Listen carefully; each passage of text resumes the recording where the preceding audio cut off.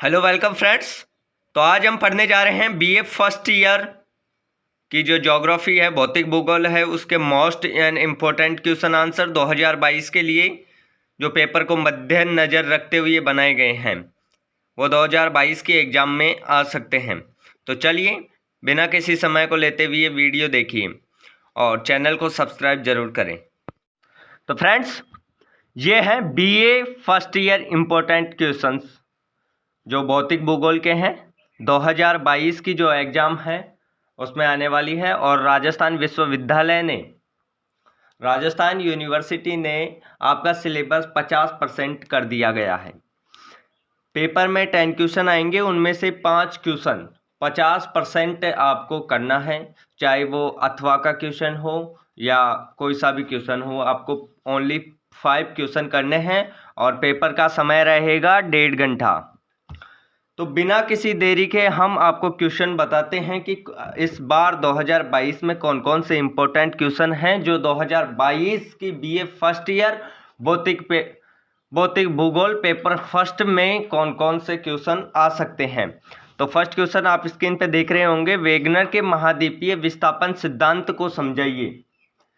तो वेगनर के जो महाद्वीपीय विस्थापन सिद्धांत है ये एग्जाम में कई बार पूछा गया है ये क्वेश्चन, तो इसको थोड़ा एक्सप्लेन करते हैं। तो देखिए, वेगनर जो थे उनका पूरा नाम जो था वो था अल्फ्रेड वेगनर। ये जर्मनी के रहने वाले थे, जर्मन भूगोलवेता थे ये। और इन्होंने जो विस्थापन सिद्धांत दिया वो 1912 में इन्होंने विस्थापन सिद्धांत दिया, महाद्वीपीय विस्थापन सिद्धांत।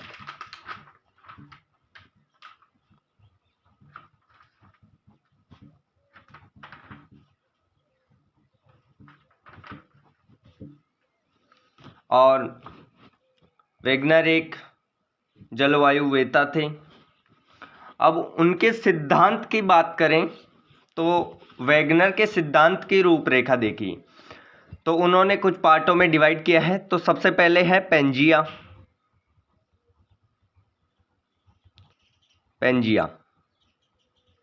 अब पेंजिया क्या है? पेंजिया है कि जो पुराना समस्त स्थल भाग है, जो वर्ल्ड का जो समस्त स्थल भाग है वो एक साथ जुड़ा हुआ है और इस वृहद स्थल भाग को वेगनर ने पेंजिया कहा। पूरी पृथ्वी का जो स्थल भाग है उसी को वेगनर ने पेंजिया कहा। जी हाँ। दूसरा जो आता है वो आता है पेंजिया का टूटना।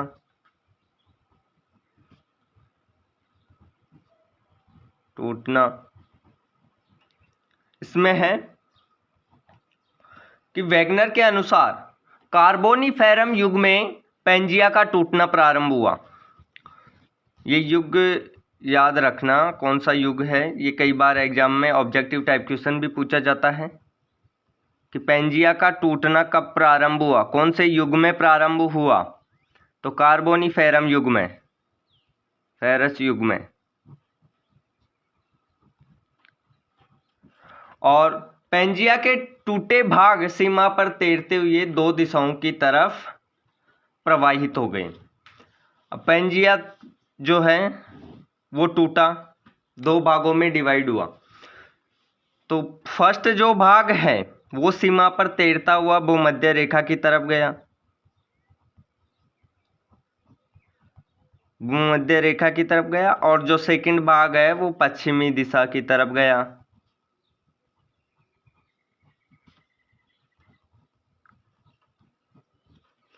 अगला जो थर्ड पॉइंट है इसका वो है पर्वतीय भागों का निर्माण।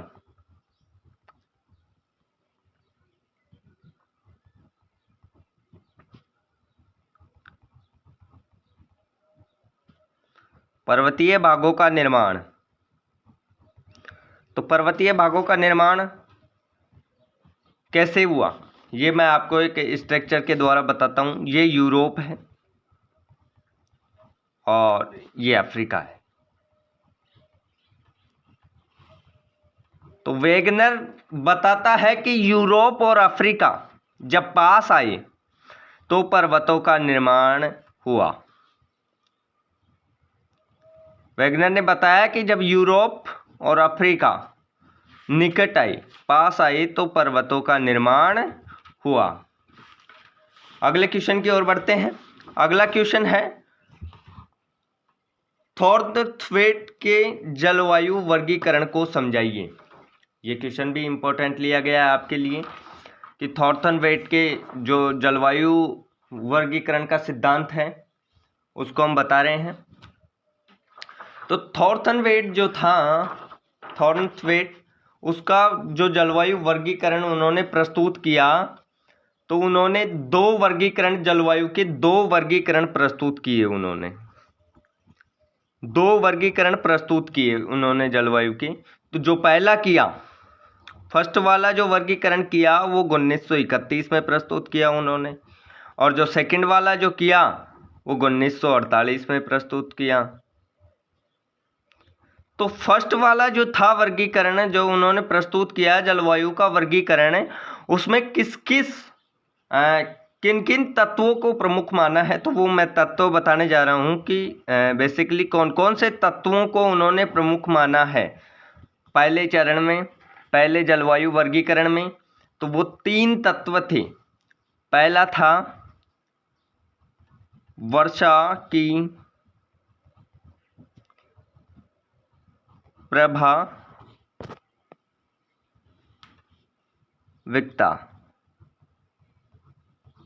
वर्षा की प्रभाविकता। सेकंड वाला था वर्षा का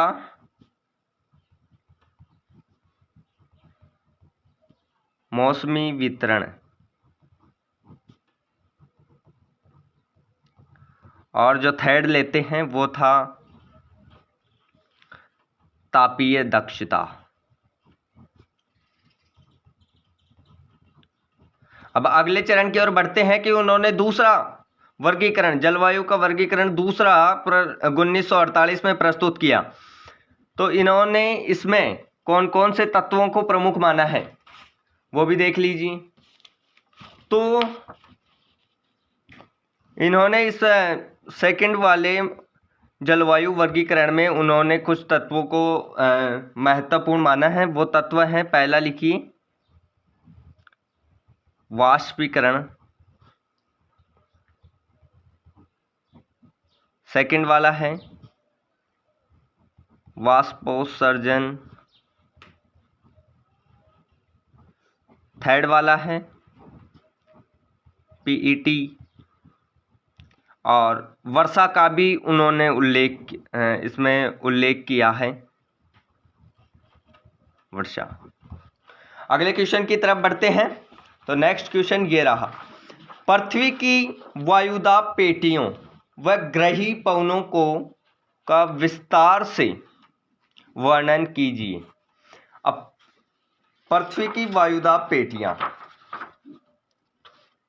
तो वायुदाब पेटियां लिखते हैं कितने प्रकार की है, कौन कौन सी है। तो देखिए, क्यों एग्जाम के टाइम ये क्वेश्चन मैं जो इनका हल बता रहा हूँ ये एक बेसिक है जिसके माध्यम से आप पढ़ सकते हो टॉपिक। अब ज़्यादा लेंथ पढ़ने की मैं राय नहीं दूंगा, टॉपिक पढ़ सकते हो इनके। तो मैं बता रहा था वायुदाब की पेटियां। तो फर्स्ट वाली जो पेटी है वो लिखी,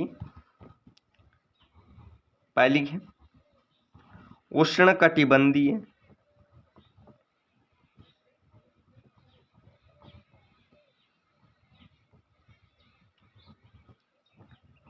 उष्णकटिबंधीय या भूमध्य रेखीय आर्द्र जलवायु। सेकंड है वो देखिए शुष्क जलवायु,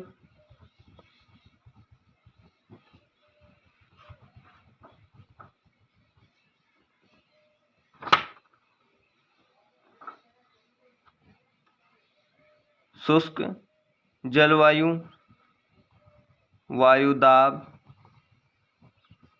पेटी। अगला देखिए,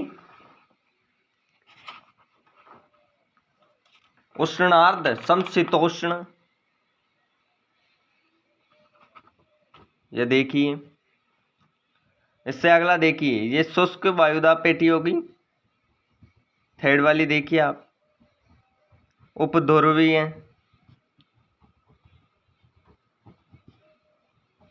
निम्न वायुदाब पेटी। नेक्स्ट, ध्रुवीय,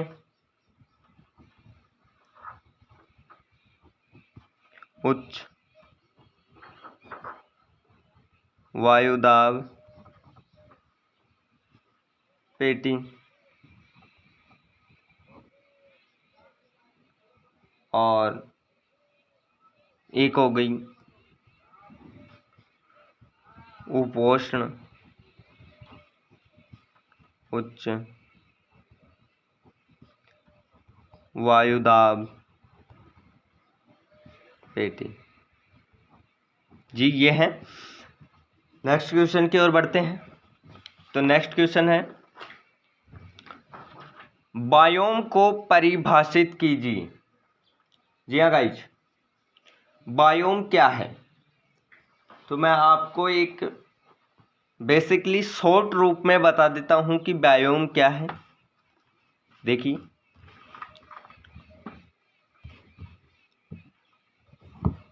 बायोम तो मुख्यतः बायोम की आप एक परिभाषा सुन लीजिए कि बायोम क्या है। जब पारिस्थितिक रूप में समस्त पादपों तथा प्राणियों का सम्मिलित रूप में अध्ययन किया जाता है तो उसे बायोम या जीवोम कहते हैं। बायोम किसे कहते हैं? बायोम का दूसरा नाम अपना है जीवोम। जीवोम भी इसे कह सकते हैं। तो बायोम क्या है? बायोम क्या है? यहाँ देखिए, पादप, समस्त पादप और समस्त प्राणी,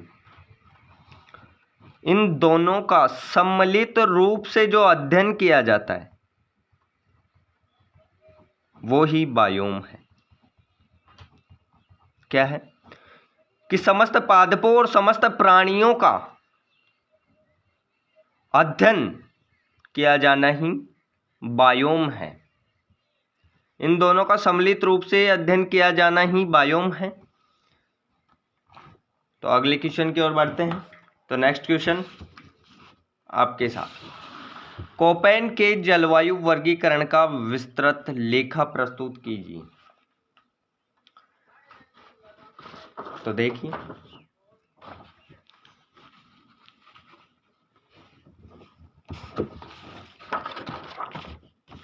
कोपेन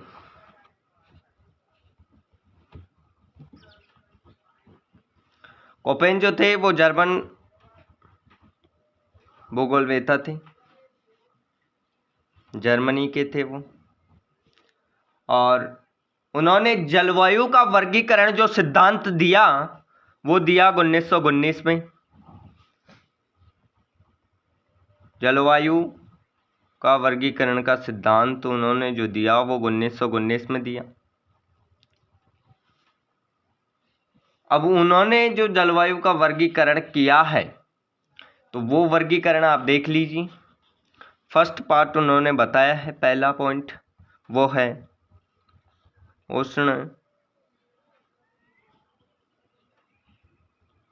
कटिबंधीय, उष्ण कटिबंधीय या भूमध्य रेखीय आर्द्र जलवायु। सेकंड वाला बताया है उन्होंने शुष्क जलवायु।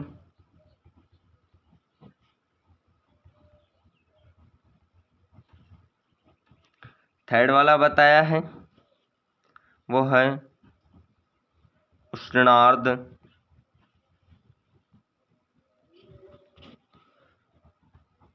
समशीतोष्ण जलवायु। ये आपको ये पॉइंट बेसिकली पढ़ के जाना है, ये पॉइंट पढ़ना है आपको, इसलिए मैं बता रहा हूँ, इन क्वेश्चनों को एक्सप्लेन कर रहा हूँ आपके सामने कि आपको इस क्वेश्चन में क्या लिखना है। फोर्थ पॉइंट उन्होंने बताया कि शीत शीतोष्ण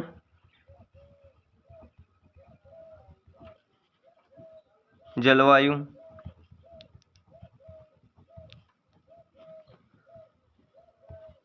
लास्ट बताया उन्होंने ध्रुवीय जलवायु,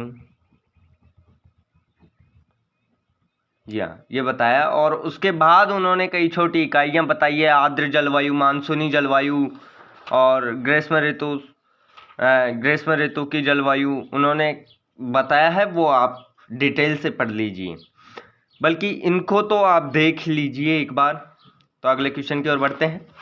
अगला क्वेश्चन आपकी स्क्रीन पे, अपर्दन क्या है? जी हाँ, 6 नंबर क्वेश्चन, अपर्दन क्या है? अपर्दन के प्रकार एवं रूपों पर प्रकाश डालिए। तो जी आप देखिए अपर्दन क्या होता है, बेसिकली अपर्दन कैसे होता है देखते हैं।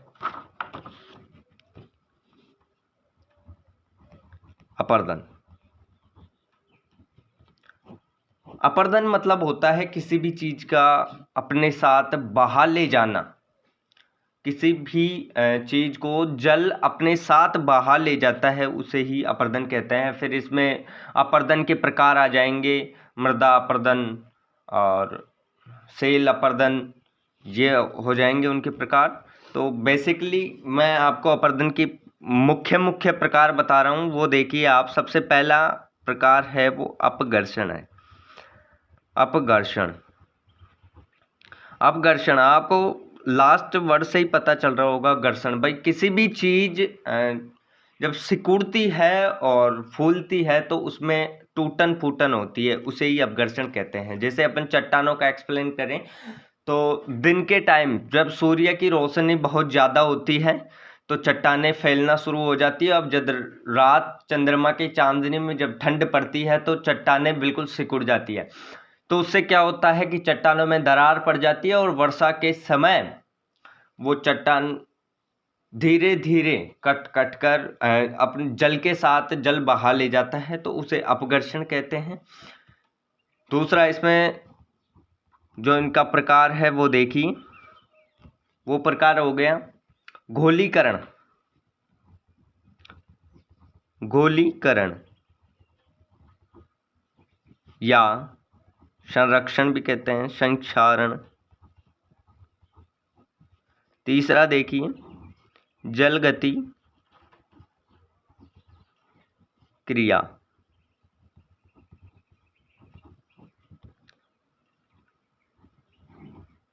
चौथा है